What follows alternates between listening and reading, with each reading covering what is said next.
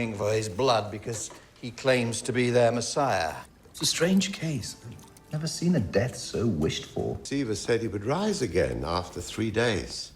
You will track down each and every one of these disciples. As if they burst. Speak your heart. Welcome to Screen Recaps, and today we are going to be recapping the movie Risen. The movie opens in 33 AD with a Roman soldier named Clavius traversing the Judean desert. He encounters an innkeeper who offers him hospitality and questions why such a high-ranking officer is in such a remote location. Clavius, wearing his tribune ring, begins to recount recent events he has witnessed. In a flashback, Clavius is seen leading Roman soldiers in battles against rebellious Jews in Judea, a territory under Roman rule for 3 decades. The local Jews are praying for a savior, while their leaders struggle to maintain peace. Clavius, following orders from the governor, oversees military operations to quell disobedience among the Jewish population. Despite his success, Clavius is discontented with his role and desires promotion to secure his retirement. Returning to Jerusalem, Clavius meets Governor Pilate, who tasks him with executing a Jewish troublemaker named Jeshua. Pilate explains that Jeshua is considered a Messiah by some, stirring unrest among the populace, and his crucifixion is intended to maintain order before the imminent arrival of the Roman emperor. Clavius is assigned a new subordinate, Lucius, for this mission. Next, as Clavius and Lucius approach the execution site, an earthquake rattles the area, seen as an ominous sign. They find Jeshua crucified alongside 2 criminals, both still alive. Jeshua utters, "It is finished," just before the earthquake, prompting Clavius to order the execution of the condemned. The soldiers kill the 2 thieves cruelly, but Clavius, moved by Jeshua's mother's grief, ends Jeshua's suffering with a merciful spear thrust. He then reports to Pilate that the task is complete. Following Jeshua's death, Joseph of Arimathea, a disciple, arrives with Pilate's authorization to bury Jeshua in his family tomb. Clavius permits Joseph to take the body, while Joseph consoles Jeshua's grieving mother. The next day, Clavius meets with Pilate again, who suggests cremating Jeshua's body to prevent any attempts to steal it, as Jeshua had prophesied his resurrection after 3 days.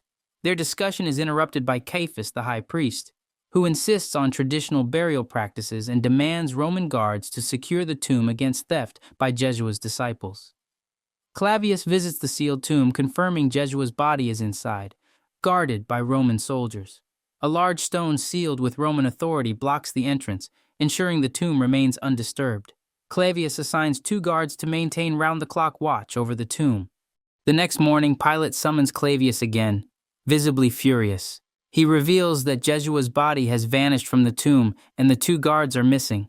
He wants to resolve the issue before the high priests arrive, but Caiaphas suddenly appears.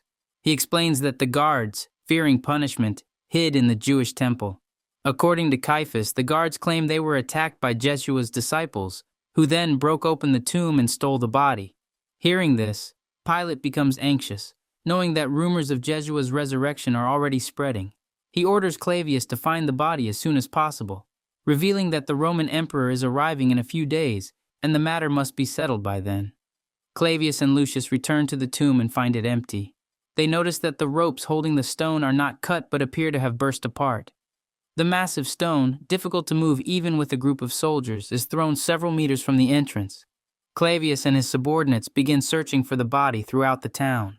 They start by opening all the new graves in Jerusalem, looking for crucifixion scars.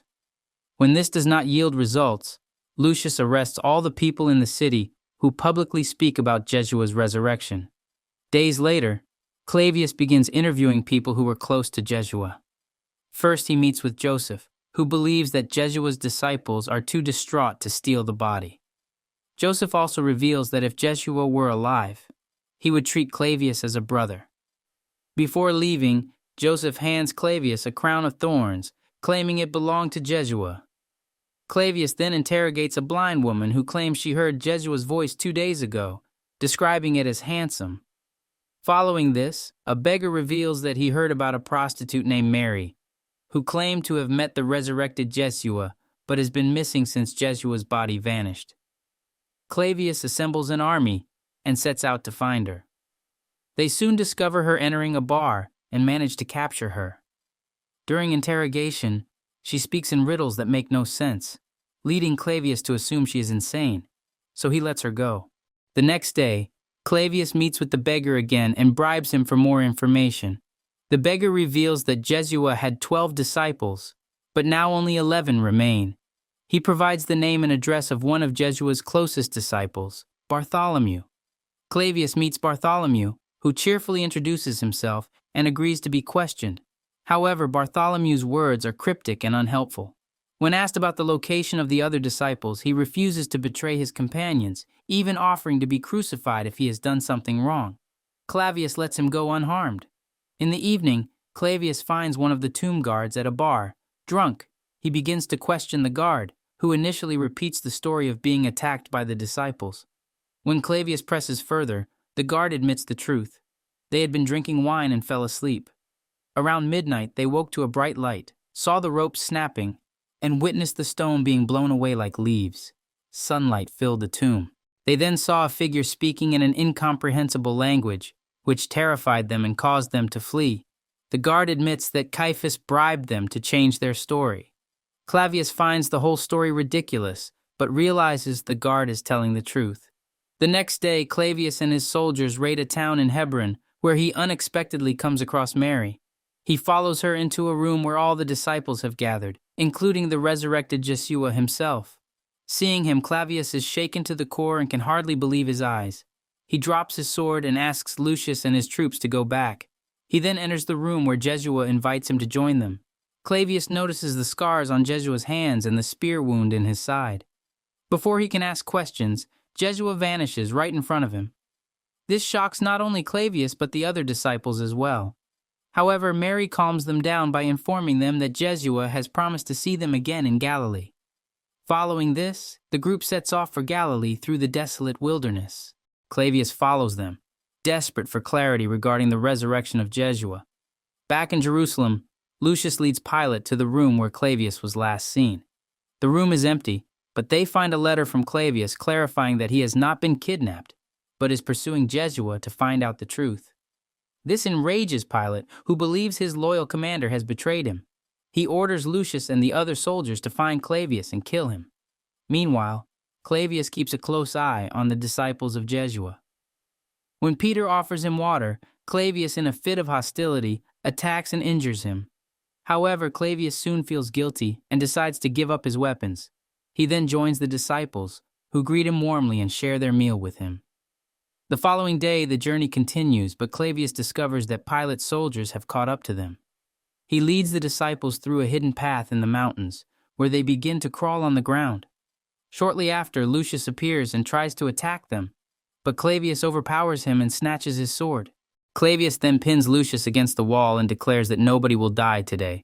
He returns Lucius's sword and asks him to go back to the city. Surprisingly, Lucius obliges and leaves without saying a word. After some time, the group arrives in Galilee and waits for Jesua. When he does not appear, they begin to feel extremely hungry, so they board a boat and go fishing on the Sea of Galilee. They cast their nets at night and wait for hours, but not a single fish is caught. As dawn breaks, they notice a figure wearing a robe in the distance. The man asks if they have caught any fish, and when they say no, he tells them to cast the net to the right side. One of the disciples promptly obeys, and they end up catching a large number of fish. As they steer the boat toward the shore, they realize that the man is Jesua himself.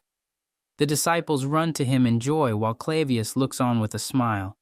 Afterward, the group eats the fish in a small village by the sea. There, Jesua sees a sick man being punished by the villagers for stealing. He grabs a fish and goes to the man to feed him.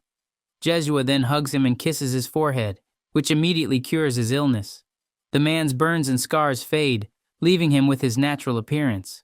Clavius watches in shock as the sick man gets up and starts walking like a normal person. That night, Clavius cannot sleep, so he goes to speak with Jesua. He is remorseful that he couldn't prevent Jesua's crucifixion and simply stood by. In response, Jesua smiles and says that he knows. He then asks Clavius what he wants: peace, love, or a day without bloodshed. Clavius is left speechless, unable to find the words to respond. He simply looks up at the night sky while crying. The next morning, as everyone awakens, Jesua prepares to ascend to heaven. He informs his disciples that he will prepare a place for them there and asks them to preach and spread the gospel throughout the world. Moments later, he transforms into a light vortex and disappears into the sky. After this, the disciples head back to Jerusalem to spread the gospel.